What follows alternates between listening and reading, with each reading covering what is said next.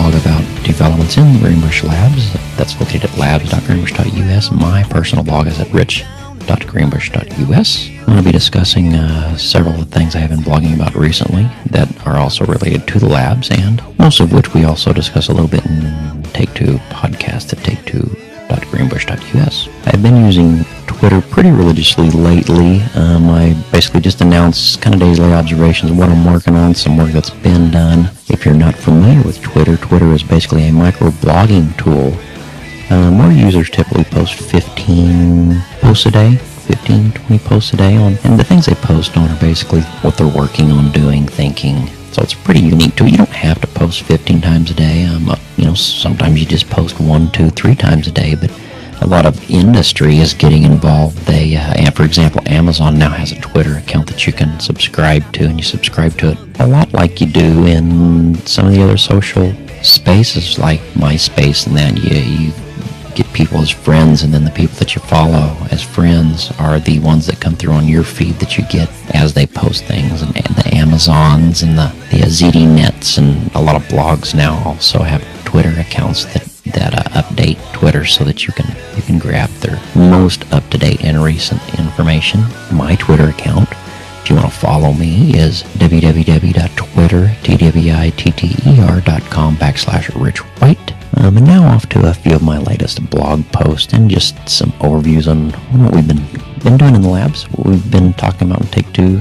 Many of my posts recently have been discussing the GreenbushTV project that we've been working on pretty religiously, and what that is a way for us to take any content that's on the interactive distance learning camera on site, and we have many interactive distance learning cameras on site, or any camera for that matter, but the cool part is the interactive distance learning cameras, because we have a lot of content that happens in front of those cameras here on site, and being able to take that and stream it live to the internet. Right now we've been using Ustream.tv to do that, so stay tuned for some of our Greenbush TV developments, because we really think that that's going to be a neat way for teachers, educators, parents to see what's going on campus and see some good content that's relevant to them.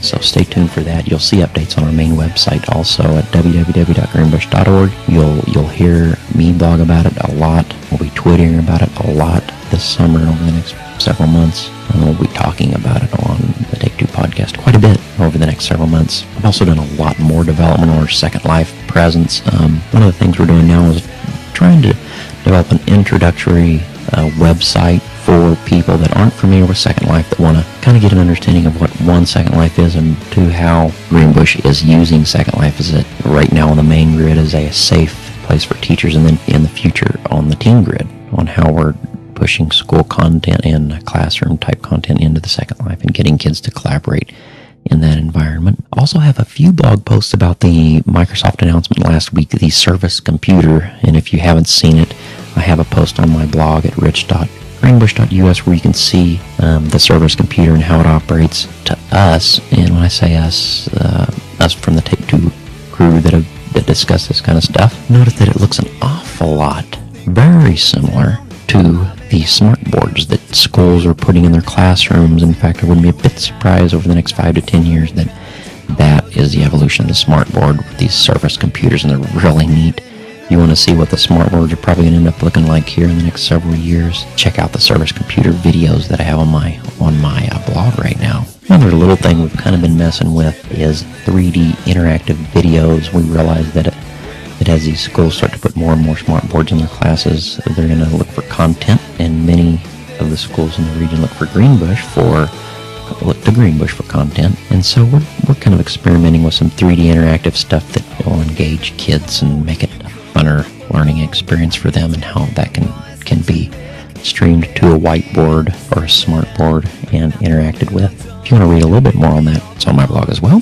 And then I'm posting about some really cool tools, and one of them is VoiceThread, which is a way to post a slideshow with voice annotation to each of the slides. So as the slide streams through, you hear voice. It's much like a podcast with a slideshow in the background. You play it kind of like you do a movie on YouTube.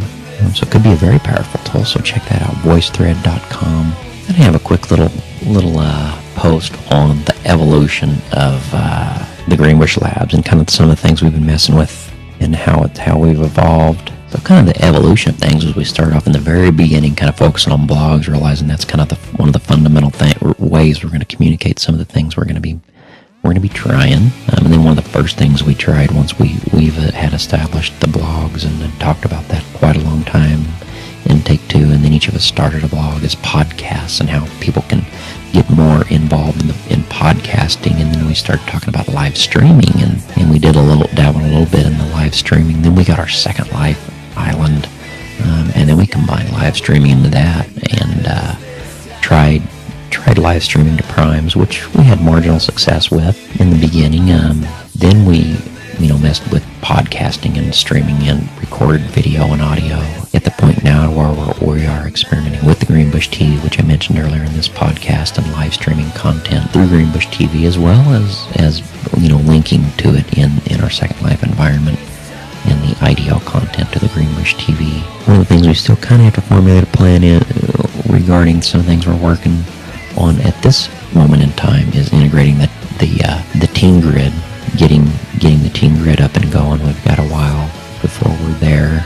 Establishing the Greenbush TV guide so that people can look at a guide to see what we're exactly going to have in the future on the Greenbush TV, and then a way to search. We have a little thing in the background that aggregates all of our blog posts. When I say all the people that participate in, and anyone is welcome to participate in some of the ideas we kick around. But it takes right now Matt's, mine, Russ's, Couch's, Brad's, and several others that have blogs and combines them into one place. And one thing we're kind of working on is getting that one place so that it's searchable, and it's kind of searchable now. It's not real searchable work because we're getting a lot of content in there.